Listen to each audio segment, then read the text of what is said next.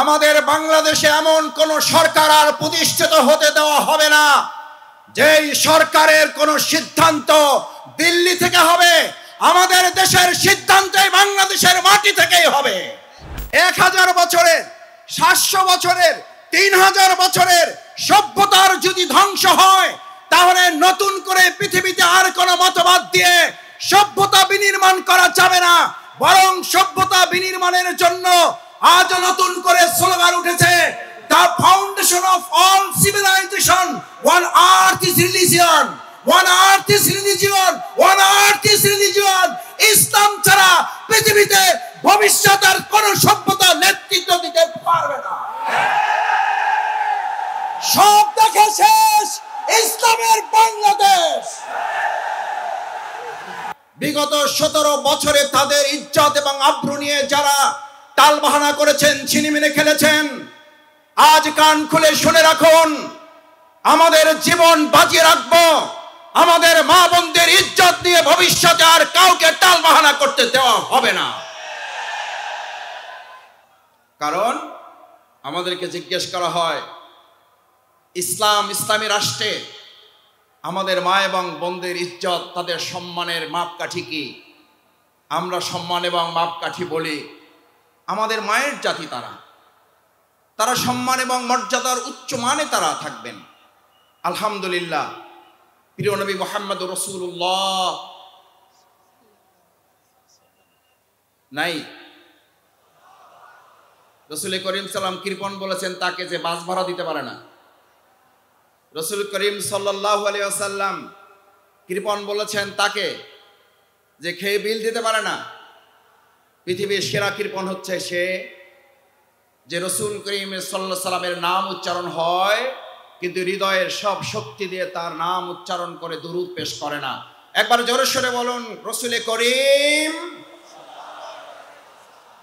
আলহামদুলিল্লাহ, 2024 সালের জুলাই আগস্টে যেমন সবচেয়ে মানুষ শয়তানদের মধ্যে বড়টাকে আমরা মোকাবেলা করে বিতাড়িত করেছি, আমাদের মাঝও সেজ ছোট নাবালক সব শয়তানগুলোকে মোকাবেলা করার জন্য আমরাও জীবন বাজি রেখে প্রস্তুত থাকব। আল্লাহ সুবহানাহু ওয়া তাআলা বলেন, আউযু বিল্লাহি মিনাশ শাইতানির রাজীম, বিসমিল্লাহির রহমানির রহিম, ونزلنا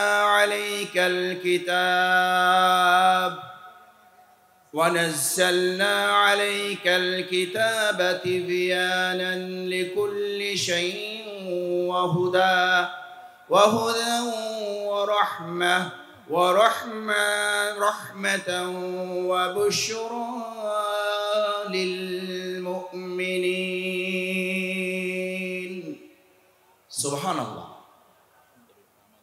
আল্লাহ সুবহানাহু ওয়া তাআলা বললেন, ওয়ানাজ্জালনা আলাইকাল কিতাব, আমি আপনাদের কাছে, মানব জাতির কাছে, গোটা সভ্যতার কাছে মহাগ্রন্থ আল কোরআন নাজিল করেছি।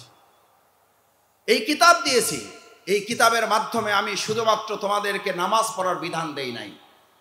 এই কিতাবের মাধ্যমে আমি তোমাদেরকে শুধুমাত্র রোজা রাখার বিধান দেইনি। এই কিতাবের মাধ্যমে আমি তোমাদেরকে শুধু যাকাতের বিধান দেইনি।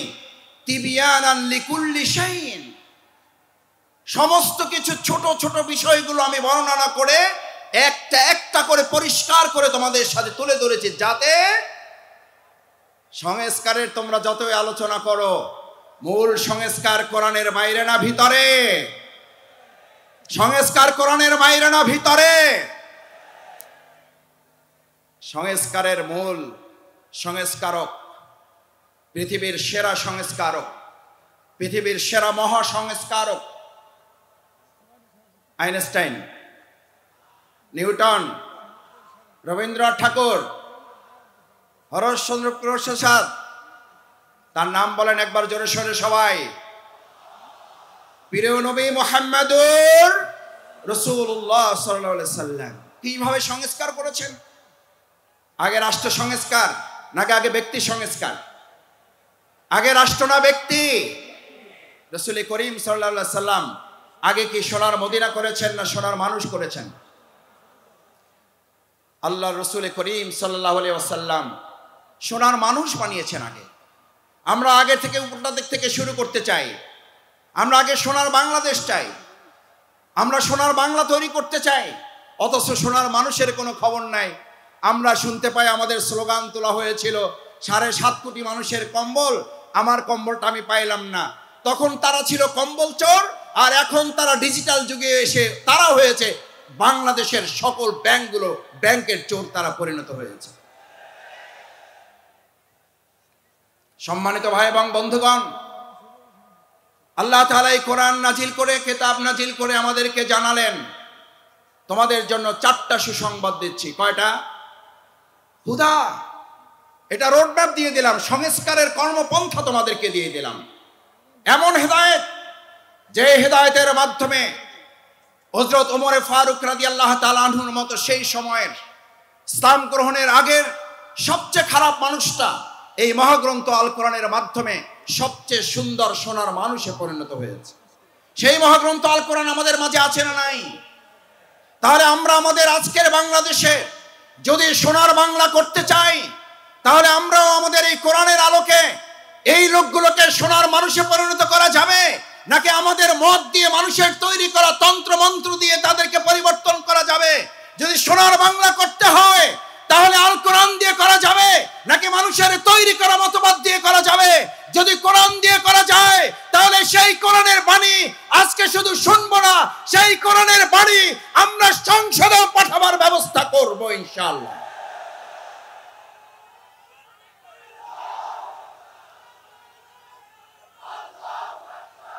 আমার সম্মানিত ভাইয়েরা, সম্মানিত মুসল্লিয়ান ইকরাম, ভাই এবং বোনেরা, আজ আমাদের প্রিয় মাতৃভূমি বাংলাদেশের যে সুন্দর পরিবেশ আমরা পেয়েছি, এই সুন্দর পরিবেশে আমাদেরকে এই কথা বলতে হবে যে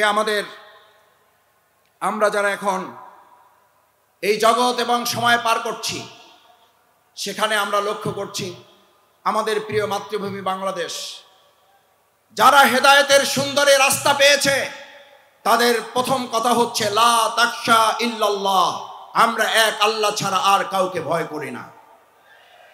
আল্লাহ ছাড়া এক যারা আর কাউকে ভয় করে না। পার্শ্ববর্তী কোনো একটা রাষ্ট্র যদি সেই ব্যক্তিদেরকে এক আল্লাহ ছাড়া যারা ভয় করে না, সেই ব্যক্তিদেরকে যদি বলা হয় তোমাদেরকে আলু ডাল চাল পেঁয়াজ বংশন কাঁচামরিচ বন্ধ করে তোমাদেরকে আমরা নতজানু করতে চাই, তাহলে ভালো করে কান খুলে শুনে রাখো, আমাদের এই বাংলাদেশের ইসলাম প্রিয় এবং দেশপ্রেমিকের নেতৃত্ব ফাঁসির মঞ্চে দাঁড়িয়েছে, তোমাদের কাছে মাথা নত করে নাই, হাসি মুখে জীবন দিয়েছে, আমরাও জীবন দেব। 1 ইঞ্চি মাটি কারো হাতে আমরা বিক্রি করব না।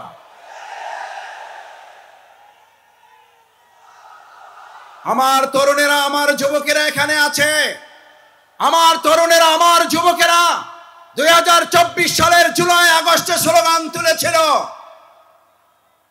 ঢাকা না, ঢাকা না,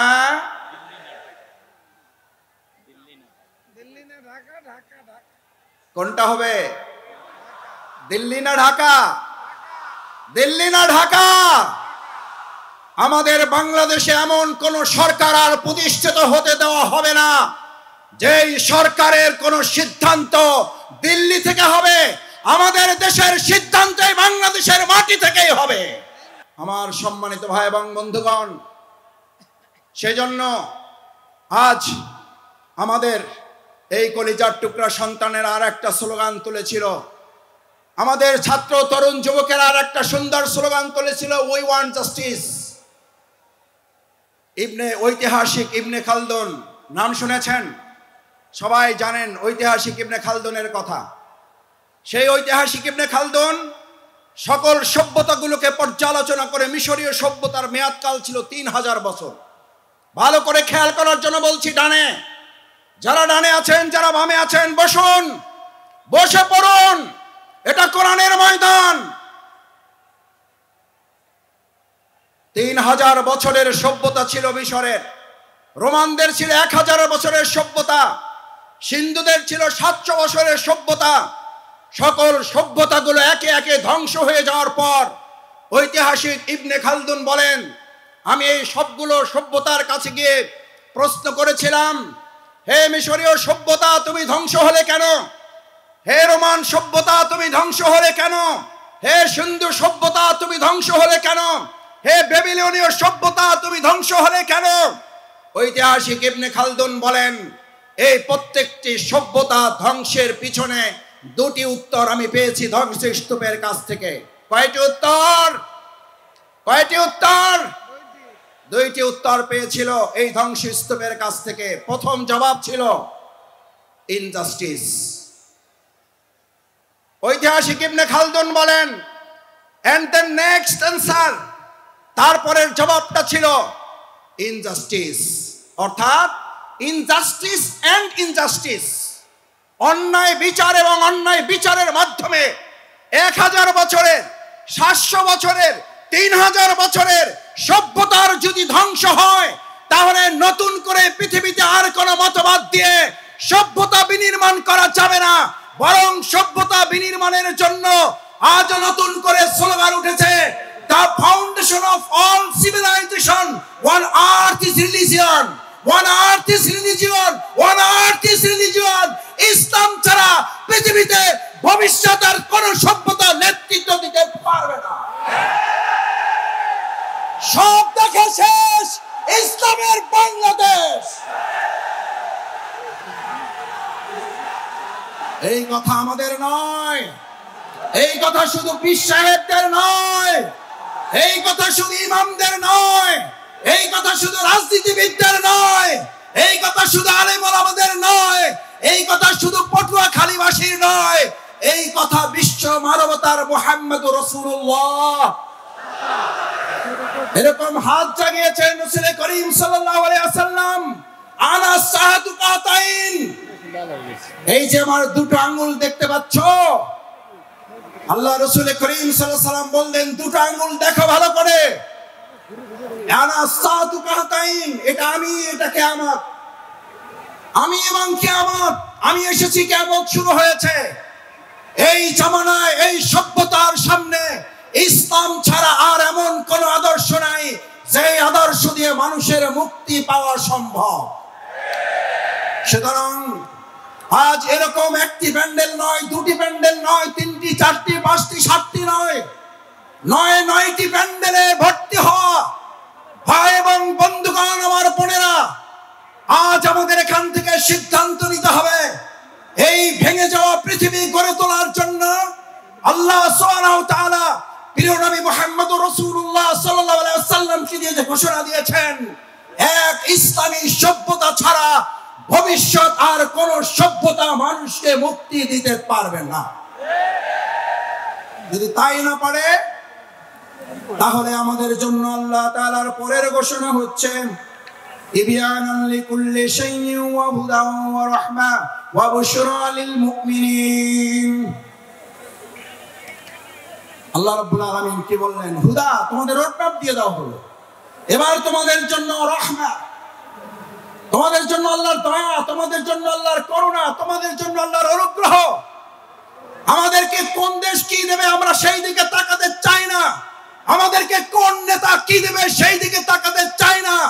আমরা আল্লাহর ওই করুণা, ওই রহমত, ওই দয়া, অনুগ্রহের দিকে তাকাতে চাই, যে ইসলাম এবং সৎ, দক্ষ, যোগ্য নেতৃত্ব প্রতিষ্ঠিত হলে আল্লাহ সুবহানাহু ওয়া তাআলা ঘোষণা দিচ্ছেন, আসমান এবং জমিনের বরকতের দরজা যদি খুলে যায়, পৃথিবীর কোন শাসক নেই বাংলাদেশকে দাবিয়ে রাখতে পারবে।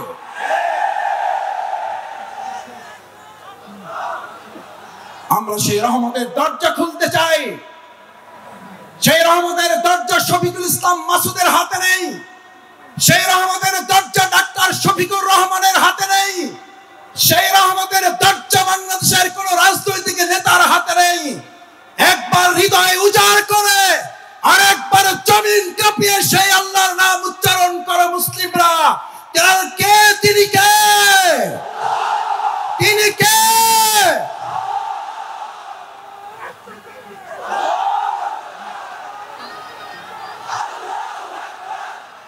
রহমা। এরপর আল্লাহ সুবহানাহু ওয়া তাআলা বলেন, তিবিয়ানান লিকুল্লি শাইইন ওয়া হুদাম ওয়া রাহমা ওয়া বুশরা লিল মুমিনিন। আল্লাহ তাআলা আমাদেরকে হেদায়েতের রোডম্যাপ দিলেন, যদি হেদায়েতের মূল রাস্তায় চলতে পারো, যদি এবার আল্লাহর দয়া নিয়ামত অনুগ্রহের চাদরে তোরা আচ্ছাদিত হতে পারো, এবার তোমাদেরকে আর কেউ দুঃসংবাদ দিয়ে ভীত সন্ত্রস্ত করতে পারবে না, তোমাদেরকে দুর্বল করতে পারবে না, এবার তোমাদেরকে কেউ দুশ্চিন্তাগ্রস্ত করতে পারবে না।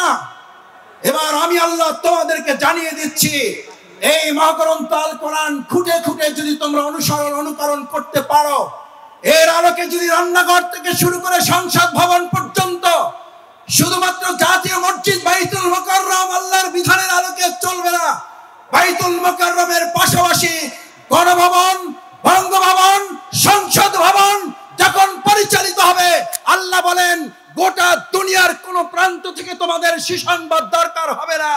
আমি আল্লাহ ঘোষণা করছি ওয়া বুশরা লিল মুমিনিন। এই সুসংবাদের মালিক কে?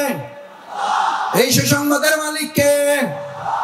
China, Russia, Bharat, America, German, France. আর একবার মন উজাড় করে হৃদয় থেকে জোরে আওয়াজ করে বলুন, এই সুসংবাদের মালিক কে? কিন্তু শর্ত প্রযোজ্য। সময় শেষ, এখন আজানের বিরতি হবে। আমি একটা কথা বলে আমার বক্তব্য ইতি টানতে চাই।